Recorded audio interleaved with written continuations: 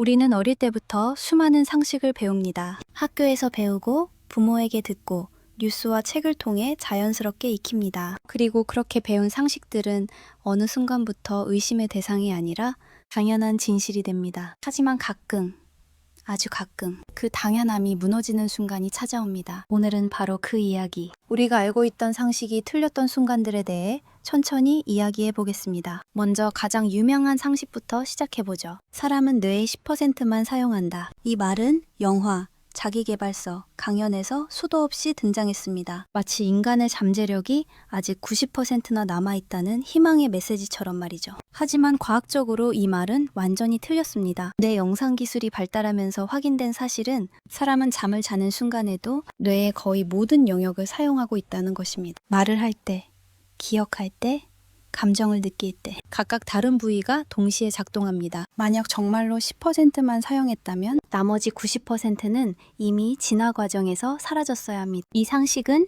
과학이 아니라 사람들에게 동기부여를 주기 위해 만들어진 말이었습니다. 다음은 건강 상식입니다. 땀을 많이 흘리면 살이 빠진다. 이 말.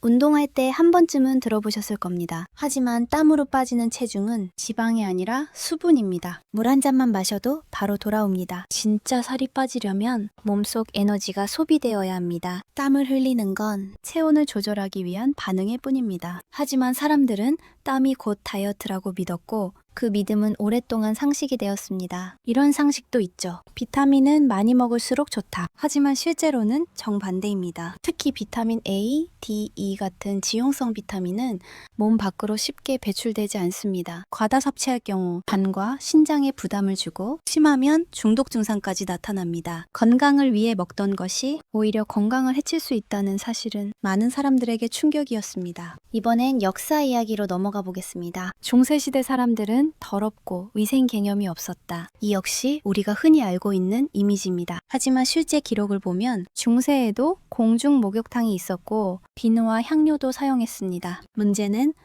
전염병이었습니다. 흑사병 이후 물과 접촉하는 것이 병을 옮긴다는 오해가 퍼지면서 목욕 문화가 위축된 것입니다. 중세 전체를 비위생의 시대로 기억하는 건 후대의 단순화된 해석에 가깝습니다. 자연에 대한 상식도 살펴보죠. 번개는 같은 곳에 두 번 떨어지지 않는다. 이 말은 사실과 완전히 다릅니다. 번개는 같은 곳에 수십 번, 수백 번 떨어질 수 있습니다. 특히 높은 건물과 철 구조물은 번개의 단골 표적입니다. 이 상식은 사람들을 안심시키기 위해 생겨났지만 현실에서는 오히려 위험한 오해가 될 수 있습니다. 우리는 왜 이런 상식을 믿게 되었을까요? 이유는 단순합니다. 누군가 확신에 찬 목소리로 말했고 그 말이 반복되었기 때문입니다. 상식은 검증보다 반복으로 만들어지는 경우가 많습니다. 이번엔 일상 속 상식입니다. 설탕은 아이들을 흥분하게 만든다. 많은 부모들이 믿고 있는 말이죠. 하지만 여러 연구 결과 설탕과 아이들의 과잉 행동 사이에는 직접적인 상관관계가 없다는 것이 밝혀졌습니다. 아이들이 생일 파티나 놀이공원에서 흥분하는 이유는 설탕이 아니라 환경 때문이었습니다. 하지만 설탕은 이미 범인으로 낙인 찍혀 있었습니다. 또 하나.